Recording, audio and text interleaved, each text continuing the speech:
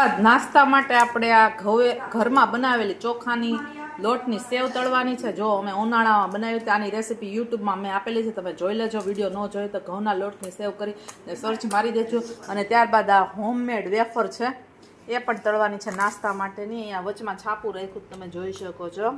એ તળવાનું છે આપણે બે નાસ્તા માટેનો. એના પણ ડબ્બા ભરી દેવાના છે આપણે નાસ્તા માટેના. ફ્રેન્ડ્સ પેલા તેલ આપણે આવી ગયું કે નહીં ચેક કરી લેશો આપણે પેલા, કારણ કે અમે ઓઇલી ફૂડ વધારે ખાઈએ, મજા આવે.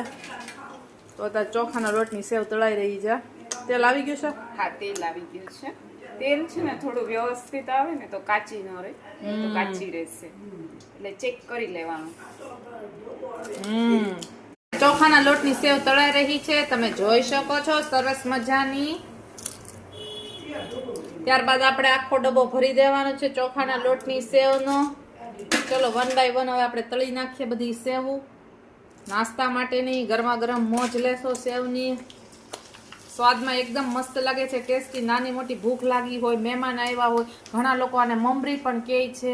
અમે આને ચોખાના લોટની સેવ કહીએ છીએ. ઘરે બને છે, હોમમેડ. મજાની ડબ્બો ભરીને ચોખાના લોટની સેવ તળાઈ ગઈ છે, તમે જોઈ શકો છો. નાસ્તામાં નાની મોટી ભૂખ લાગે તો આપણે સેવનો ડબ્બો લઈને ખાઈ શકીએ છીએ. ત્યારબાદ નેક્સ્ટ શું તળાઈ રહ્યું છે? આ વેફર છે બટેટાની. હા, આપણે મશીનમાં પડાવેલી હતી. તેનો વિડીયો ન જોયો તો યુટ્યુબમાં આપેલો જ છે, તમે જોઈ લેજો. યુટ્યુબમાં વેફર બટેટાની વેફરનો વિડીયો એનો શોર્ટ્સમાં મૂકેલો જ છે, તમે જોઈ શકો છો. અને એ પણ તળવાની છે આપણે. 2 ડબ્બા ભરી દેવાની. 1 ડબ્બો તો ભરાઈ ગયો છે સેવનો. ત્યાર બટેટાની વેફરનો પણ ડબ્બો ભરી દેવાનો છે ફ્રેન્ડ્સ. જોઈ શકો છો સરસ મજાની સેવ અને વેફરની મોજ છે. હવે ડબ્બો ભરી નાખીએ ફ્રેન્ડ્સ આપણે ફટાફટ. સરસ મજાની વેફરનો ડબ્બો પણ ભરાઈ ગયો છે.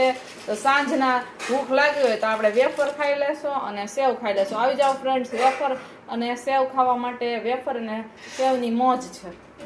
જોઈ શકો છો ડબ્બો ભરીને આપણે ભૂંગળા તળી નાખ્યા છે, પીળા ભૂંગળા. હવે ખાલી આપણે રાતના બટેટી જ વઘારવાની રહેશે, કારણ કે એટલે બટેટી ભૂંગળીનો પ્રોગ્રામ છે, એટલા માટે. સરસ મજાના ભૂંગળા તળાઈ ગયા છે.